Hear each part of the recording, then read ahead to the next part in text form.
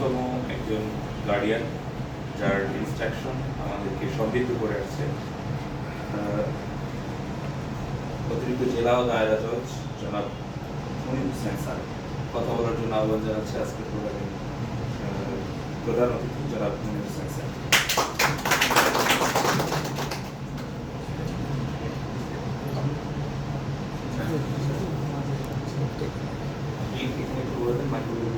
লাইভটা শেষ করবেন, ভিডিওটা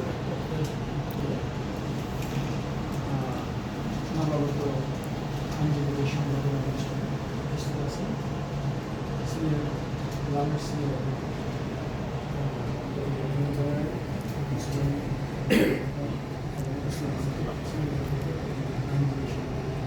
সম্মানিত আর আপনারা যারা উপস্থিত আছেন, প্রথমেই আপনাদেরকে কংগ্রেচুলেশন জানাচ্ছি। আপনারা আইনজীবী সনদ অর্জন করতে পেরেছেন। অনেকেই আপনার 2 বছর, 3 বছর, 4 বছর, 5 বছর আইনজীবী সনদ পাওয়ার জন্য স্ট্রাগল করে যাচ্ছেন, পাচ্ছেন। এবং আমরা যখন লয়ার হই, আমিও as a lawyer member of data park আমরা যখন লয়ার হই তখন আসলে এত সহজ ছিল যে আইনজীবী হওয়া, যে যদি পরীক্ষার খাতা আপনার যদি চেঞ্জ না হয় তাহলে পাস হচ্ছে। আগের একটা সিস্টেম ছিল যে পরীক্ষার খাতা চেঞ্জ হয়ে যেত, অর্থাৎ আপনার রোল নাম্বার চেঞ্জ করে একজনের যদি আরেকজনকে পাস করে দেওয়া একটা সিস্টেম ছিল। তো সেই সিস্টেমের কারণে শুধু টেনশনে থাকা হইতো যে এই জন্য যে আমার খাতাটা কি হারিয়ে যায় কিনা। এবং এইরকম আমাদের অনেক ঘটনা এরকম আমরা দেখছি যে যেটা আজকে ভালো যে লিখছে তার খাতা হারিয়ে গেছে, যে ইংলিশে লিখছে তার খাতা হারিয়ে গেছে, সে ফিল করছে। এখন আমাদের সুপ্রিম কোর্টে একজন ব্যারিস্টার আছে, আমার বন্ধু, সে ব্যারিস্টার 2বার পরীক্ষা দিচ্ছে, 2বারই ফেল করছে। অথচ সে এতই ইংলিশে এতই এক্সপার্ট, অলওয়েজ সে ইংলিশে লিখে। আনফর্চুনেটলি হয়তো তার খাতা ওই সময় হারিয়ে গেছে। যাই হোক, যেটা আপনার হচ্ছে যা আপনারা যেহেতু অ্যাডভোকেট হতে পেরেছেন, আমরা আপনাদেরকে সম্মানিত একটা পেশা নিয়ে আসছে। আমাদের অ্যাডভোকেট সমিতির সরকার ভাই, আব্দুল রাজাক ভাই এবং ইউসুফ আলী ভাই আপনাদের খুব সুন্দরভাবে কিছু বিষয়ে অনেকগুলো বিষয় আপনাদেরকে দিক নির্দেশনা দিয়েছে। আশা করি এগুলো আপনারা অনুসরণ করার চেষ্টা করবেন। আর যেটা হচ্ছে যে আমি আপনাদেরকে বলবো, লয়ার হওয়াটা খুব বেশি কষ্টের বিষয় না। বাংলাদেশের যে পার্সপেক্টিভে আপনি 50 নম্বর পাইলেই পাস, তাই না? একটু পরিশ্রম করলেই কিন্তু পাস করা যায়, যেটা আপনারা জাস্ট কেউ 1 বছর 6 মাসের ভিতরে এটা রেজাল্টটা পেয়ে গেছেন, তাই না? কিন্তু একজন ভালো লয়ার হওয়া, অনেস্ট লয়ার হওয়া, কমিটমেন্টের লয়ার হওয়া, আপনার যে আমানত, যে ওয়াদা, সেটা রক্ষা করার মতো লয়ার হওয়া খুবই কঠিন। আমার তো ধরেন হচ্ছে ঢাকা আইনজীবী সমিতি ব্যতীত বাংলাদেশের আরও বিভিন্ন জায়গায়, এখানে ফিরোজপুর আছে, ফিরোজপুরের লয়ার আছে কেউ, ফিরোজপুর তালিকাতে দেখছিলাম। ফিরোজপুরে হচ্ছে দুইটা নাম খুব বিখ্যাত, ফিরোজপুর আইনজীবী সমিতি। এটা অন্য জায়গায় প্রচার করার জন্য না, একেবারে বিখ্যাত দুইটা নাম আছে। একটা হচ্ছে সিটার শপ, একটা হচ্ছে আপনার হচ্ছে যা ভেজাল ফজলু। বুঝতে পারছেন? এই নামগুলা এটা নেগেটিভ অর্থে ইউজ করা হয়। কতটুকু নেগেটিভ হলে মানুষ সবাই বলে যে বিচারক, অ্যাডভোকেট, ক্লায়েন্ট সবাই বলে সিটার শপ। বুঝতে পারছেন? একজন অ্যাডভোকেট সাহেব করে এইভাবে নেগলেক্ট করা হয়। বাট কি জন্য জানি না, ওনার কাছে এত বেশি মামলা, অন্য কোনো অ্যাডভোকেটের কাছে এত মামলা, ফজলু সাহেবের কাছে এত বেশি মামলা, তার সাথে বেশি মামলা অন্য জায়গায় নেই। যেটা সিনিয়র অ্যাডভোকেট আব্দুল রাজাক সাহেব বলছেন যে ক্লায়েন্টকে যে দাম আর্জন করা, তাদের এজলাসে তাদের প্র্যাকটিসও যেরকম, বাইরে প্র্যাকটিসও এরকম। এই কারণে তাদের মামলার অভাব নেই, কিন্তু তাদের যে আপনার যে রিনাউন, আপনার যে সম্মানটা পুরোটাই কি টাকার ভিতরেই চলে গেছে। এমন আপনার হচ্ছে যা অনেক জায়গায়, সব আইনজীবী সমিতি দেখবেন যে, সব আইনজীবী বাড়ি দেখবেন যে এরকম কিছু নাম আছে। আপনারা কি এরকম ভেজাল বুঝতে হইতে চাচ্ছেন? আপনাদের কি কেউ সিটার সরকার ভালো লাগবে? তার মানে কি আপনাকে এত ভালো আইনজীবী হওয়ার দরকার নেই, এত খারাপ আইনজীবী হওয়ার দরকার নেই। আপনাকে এমন একটা আইনজীবী হইতে হবে যেটা শিবাজি ভাই বলছেন যে আপনাকে যখন ক্লায়েন্ট স্যাটিসফ্যাকশন নামে একটা কথা আছে, ক্লায়েন্ট যদি অনেস্টলি স্যাটিসফাইড হয়, ক্লায়েন্ট আপনার কাছে মামলা ডিলিংস করার পরে সে আপনার সামনে বললো যে ভাই আপনি অনেক ভালো কিছু করছেন, আপনাকে অনেক অনেক ধন্যবাদ, এটা স্যাটিসফ্যাকশন। সে চলে গেল, যাওয়ার পরে পান দোকানে বসে বা চা দোকানে বসে সে আড্ডা দিল, সেখানে বললো যে অমুক ভাইয়ের কাছে গেছিলাম, অমায়িক মানুষ, দেখছে না, এটাই কিন্তু আপনার প্রচুর প্রচার হয়ে যাবে। আরেকটা বিষয় হচ্ছে যে আপনার রাজা ভাই বলছে, খেয়াল করছে কিনা, এই সরি জসীমউদ্দিন সরকার ভাই বলছে, আপনার জাজ যিনি বিচারক থাকেন তার দৃষ্টিতে যদি আপনি একবার কি হয়ে যান, নেগেটিভ মার্কিং হয়ে যান, দেন আপনাকে অলওয়েজ নেগেটিভ মনে করবে। আপনি ভালো মামলা নিয়ে গেলে মনে করবে যে হবে না। জাস্ট এটা হচ্ছে কি আপনার বিষয়টা আপনারা দেখবেন, এখানেই ধরেন ঢাকা কোর্টে একজন সিনিয়র অ্যাডভোকেট সাহেব, ছোট একটা গল্প, এটা আমার ভাইয়ের বলে যেতেন। আমি একটা মামলা শুনতেছি, উনি এসে বললো যে আপনি জানেন আমার প্র্যাকটিস হচ্ছে 37 বছর, ভালো, আপনি এই সেই এই করতে করতে আমাকে বিকাল 4টা পর্যন্ত একটা মামলা দিয়েছে, আমরা আর্গুমেন্ট শুনানির জন্য বসিয়ে রাখছে। দেন শেষে রেজাল্টটা আমার নেগেটিভ অ্যাপ্রোচে গেছে, যাওয়ার পরে উনি এটা 2বার ট্রান্সফার মিস করছে, দুবার এটা রিজেক্ট করে দিচ্ছে নারায়ণ ডিস্ট্রিক্টে।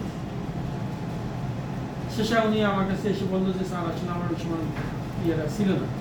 হ্যাঁ, এখন যেটা হচ্ছে কি ওনার নেগেটিভ যে অ্যাপ্রোচটা, এটা কিন্তু ওনাকে বারবার সব জায়গায় কি নেগেটিভ আপনার মার্কিং করে, বুঝতে পারছেন? সো আপনি কোনোভাবে নেগেটিভ মার্কিংয়ে আপনার ইয়েতে যাবেন না।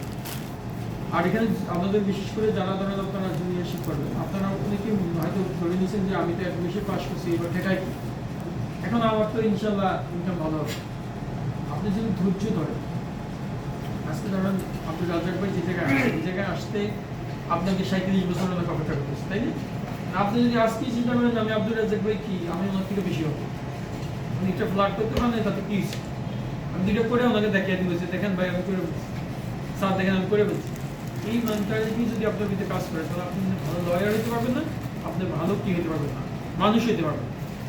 আপনাকে কিন্তু কোনো না কোনো ট্যাগ দিয়ে দিবে আপনার পিছনে, যে ট্যাগটা আপনাকে সারা জীবন বহন করতে হবে। সো আপনি যদি, আর আমাদের সবচেয়ে বড় আপনার হচ্ছে প্রাপ্তি কোনটা জানেন? এই যে মুসলিম হিসেবে আমাদের টার্গেট কোথায়, আমাদের গন্তব্য আছে, আমাদের গন্তব্যে কি আমরা যেতে পারবো যদি সঠিক পথে না থাকি, পারবো? তাহলে আপনি এই পেশাটাকে বলা হয়েছে মোস্ট চ্যালেঞ্জ। এখানে আপনি অলওয়েজ আপনি কি আপনাকে নিজে আপনি ফাইন্ড আউট করতে হবে যে আমি কি সঠিক পথে আছি না সঠিক পথে আছি। আপনি যে কথাটা বলতেছি জানেন যে হাদিসে আছে কি, হাসিটা একটা চলো মিথ্যা বলা যাবে না, যাবে? কারণ আপনি যদি এই ডিফেন্স দেন যে আমি তো ক্লায়েন্টের পক্ষে বলছি, হবে? সো আপনাকে এই যে একটা সীমা, এই যে একটা আপনার রেখা, এটার ভিতরে অতিক্রম করা যাবে। আপনি যদি অনেস্টলি বলেন, অনেক সময় আমাদের কাছে ধরেন হচ্ছে যে আপনার হচ্ছে যে একেবারেই মানে একটা সিগনিফিকেন্ট কেস ধরেন হচ্ছে যে ফিনান্স কোর্টের 396, এই মামলার একবার এফআইআর নামেও ফার্স্ট নেম যেই সেই আসামি জামিন শুনানি করতে আসলো, একজন সিনিয়র না, একজন ধরেন হচ্ছে 10 বছর পিটিশনে, সেই শুনানি করতে এসে জাস্ট বলে স্যার একেবারে আমি সত্য কথা বলি স্যার, এই অবস্থা 3 দিনে একই সাবমিশন দিচ্ছে, আর কোনো কথাই বলেন। অথচ অন্য মামলায় প্রচুর সবাই সাবমিশন দেয়। একদিন আমি জামিন দিয়ে দিলাম, হুট করে জামিন দিয়ে দিলাম, ফার্স্ট নামের 1 নম্বর আসামি 396 মামলা, আমি স্টেপ করলাম। এটা নিয়ে আপনার পুরো বারে যে আলোচনা শুরু হয়ে গেল, স্যার এত বড় মামলা জামিন দিয়ে নিশ্চয়ই সামথিং আছে। আমাকে জেলা জজ ডাকলো, আমাকে বললো যে তুমি এত বড় মামলা জামিন দিয়েছিল, 1 নম্বর আসামি 396 মামলা, ডাবল মার্ডার। পরবর্তীতে আপনার দেখা গেল যে এটা ফাইনাল নোটিস, মানে তাকে নট সেন্ড আপ করে দিচ্ছে। তার মানে ওই অ্যাডভোকেট সাহেব যে অনেস্টলি কথা বলছে, আর আমি যে মানে কিভাবে এটা বিশ্বাস করে ফেলছি, আর কেন যে তাকে জামিন দিয়ে দিচ্ছি, এটা হয়তো আমিও বুঝতে পারতেছি না। তার মানে কি বুঝতে পারছেন যে উনি, আপনি যদি অনেস্ট থাকেন তাহলে আল্লাহ হয়তো বিচারকের মাথায় এমনভাবে আপনার পক্ষে নিয়ে আসবে যে আপনার ধারণার বাইরে আপনি প্রতিকার করে যাবেন। আর আমাদের ক্লায়েন্টরা কি চায়, আপনার কাছে এসে বলবে জামিন করে দেন, টাকা লাগলে টাকা দিব, তাই না? 10 টাকা টাকা লাগলে দিব, যেখানে আগে টাকা দিব।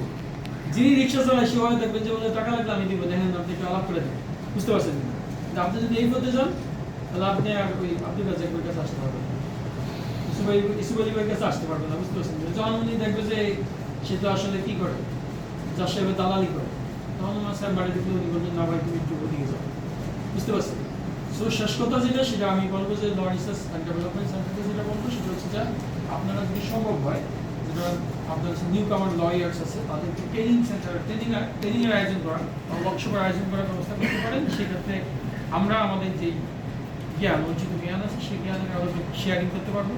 আমাদের সিনিয়র আপনারা ভাই আছে, উসমানী ভাই আছে, অনেকে আছে। আপনাদেরকে অনেস্টলি প্র্যাকটিস করে কীভাবে আপনি একজন ভালো লয়ার হতে পারেন। আপনি আপনার হচ্ছে যা সুনামের সহিত আপনার একটা হচ্ছে যা মানুষ শুধু আপনাকে এটা বলবে যে দেখবেন আপনি, আমি যে দাঁড়িয়ে আছি না, আমি যদি এখন বাইরে দাঁড়িয়ে সিগারেট খাই তাহলে কি বলবে? ভালো বলবে? একজন ভালো মানুষ যে পাঁচ ওয়াক্ত নামাজ পড়ে মসজিদে, সেই অ্যাডভোকেট সাহেব যদি ধরেন এজলাসে যায় বা মক্কেলের সাথে ডিলিংসে যদি খারাপ করে তাহলে কি বলবে? কিন্তু একটা খারাপ লোক যদি করে তাদের কিন্তু মানসিক কিছু আসে না। সো আমরা সমাজে এমনভাবে নিজের ক্যারেক্টারটাকে এমনভাবে এস্টাবলিশ করতে চাই যাতে মানুষকে আমার বলতে হবে না, মানুষ যাতে কি করে সত্য পথটাকে বেছে নিতে পারে, সত্যের আপনার সাথে একটা এক্সাম্পল সৃষ্টি করতে পারে। সো আপনাদের কাছে এই প্রত্যাশা রাখবো। আর ল রিসার্চ অ্যান্ড ডেভেলপমেন্ট সেন্টারের কাছে অনুরোধ করবো যে আপনাদেরকে দক্ষ আইনজীবী হিসেবে গড়ে তোলার জন্য যেই প্রক্রিয়া দরকার সেই প্রক্রিয়াতে গ্রহণ করবো। যদি 10 জন ভালো লয়ার হয়, এটা আমি রাজাক ভাই এখানে আসছি কিছু মনে করেন না, আমি ঢাকা বারে এখন পর্যন্ত আমি যে ইয়ে পাচ্ছি ভালো আপনার যেটা ক্রিমিনাল লয়ার বড় বড় কেসগুলো পাচ্ছি আপনার যেটা আমরা হচ্ছে কি ধরেন আম্পিয়ার কিন্তু সব দেখে, রেফারি কিন্তু সব দেখে দুই পক্ষ কি করতেছে, সে না জানলেও কিন্তু সব বুঝে। আমরা দেখি যে যেখানে বসে থাকি দেখি যে মানে জেরা করতেছে কিন্তু আসলে পয়েন্ট জেরা করা দরকার ছিল, মক্কেল তো ক্ষতিগ্রস্ত হয়ে যাচ্ছে। আমি কি তার পক্ষে জেরা করতে পারবো? তাহলে ওই পক্ষ নিয়ে নিলাম, আর্গুমেন্ট করতে আসছে, প্রচুর বই পুস্তক নিয়ে আসছে। যখন 2-3টা জায়গা টাচ করা হইলো তখন বলছে স্যার আজকে সম্ভব, আবার প্রিপারেশন নিতে হবে। তার মানে কি আপনি ক্লায়েন্টকে আবার ডিলে করতেছেন। সো আমার মানে দৃষ্টিতে আপনার ভালো লয়ার প্রচুর অভাব আছে, ভালো লয়ার সংখ্যা খুবই কম, একেবারেই কম। গুড প্র্যাকটিস করে এবং আপনার হচ্ছে স্কিলফুল, জানা শুনে যে ইউসুফ আলী ভাই বললো যে 3 দিন উনি একটা মামলা শুনানি করছে। অথচ আমাদের এখনকার কি ট্রেডিশন হচ্ছে কি 10 মিনিট শুনানি করে চলে যায়, 20 মিনিট শুনানি করে চলে যায়। কি শুনানি করবে? কোনো রকম স্যার এগুলো তো আছে অ্যাজ পার রেকর্ড যা আছে দেখে নিয়েন স্যার।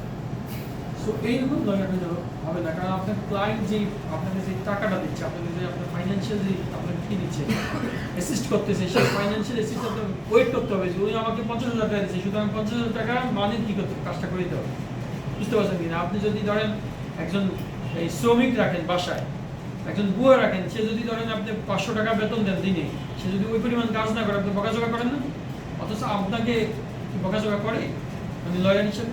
এটা মাথায় রাখতে হবে যে আমাকে যেই পরিমাণ সে আমাকে কি দিচ্ছে, আমাকে সে বেনিফিট যে পরিমাণ দিচ্ছে সেই পরিমাণ তাকে কি দিতে হবে, আমাকে সার্ভিস দিতে হবে। সো আপনাদের কাছে সবার কাছে প্রত্যাশা রাখি এবং সর্বশেষ আবারও আপনাদেরকে কংগ্রেচুলেশন জানাচ্ছি এজ এ লয়ার হিসাবে এবং আপনাদের উজ্জ্বল ভবিষ্যৎ কামনা করছি।